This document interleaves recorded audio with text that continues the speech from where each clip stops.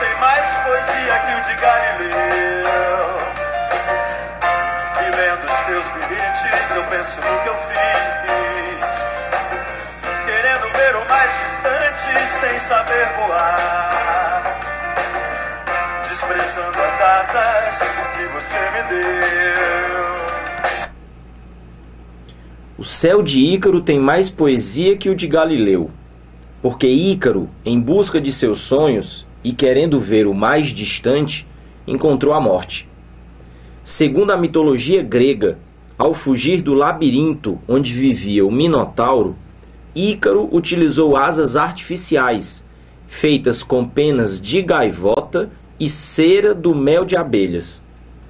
Querendo realizar seu sonho de voar próximo ao sol, ignora os conselhos de seu pai e voa demasiado alto, o que fez com que a cera que prendia suas asas derretesse. Que forma de propagação de calor fez com que o sol derretesse a cera das asas de Ícaro? A condução, a convecção, a irradiação ou o contato?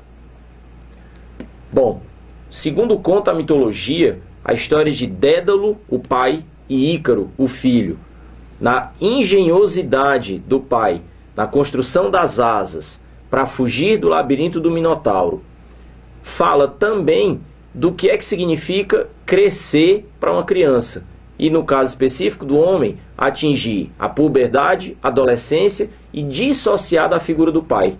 Há uma época em que o menino copia o pai, e há uma outra época em que ele precisa se dissociar da figura do pai, encontrar o que não funciona, o que ele não gosta e o que acha que está errado no pai, para que ele crie sua própria identidade.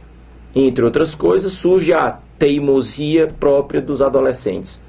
A mitologia também fala disso. Mas existe o pano de fundo da física nessa história. A recomendação para que Ícaro não se aproximasse demais do Sol, não voasse tão alto, para que o calor do Sol não derretesse a cera das asas. E foi exatamente isso que aconteceu e é o resultado final da história que todo mundo conhece. Bom, é mitologia, tem muito de história aí, porque as asas funcionam dentro da atmosfera.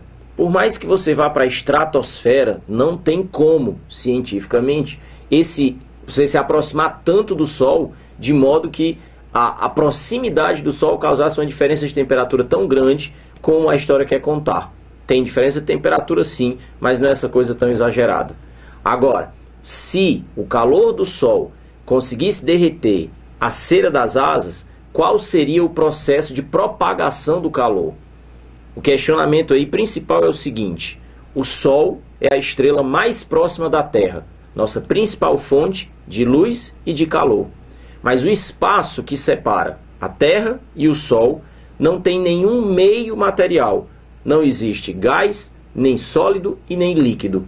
A gente diz que é vácuo no espaço sideral. Quando se fala de propagação de calor, quando o calor é transmitido molécula a molécula nos sólidos, a gente tem o processo de condução do calor. Quando nós temos fluidos ou líquidos ou gases, o calor flui através das correntes de convecção. Na ausência de sólidos, de líquidos e de gases, ou seja, na impossibilidade do calor se propagar por condução ou por convecção, o único processo restante é exatamente o processo de irradiação.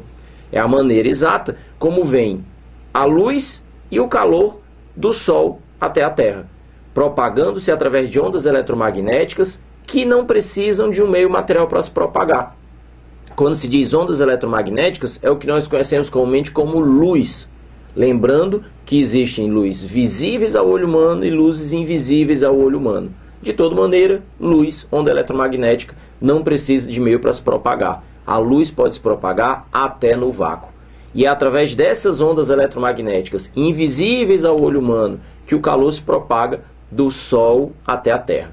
Então, considerando o modo de propagação do calor através de ondas eletromagnéticas, atravessando o espaço sideral onde há vácuo, ou seja, nenhum meio de propagação, nem sólido, nem líquido, nem gasoso.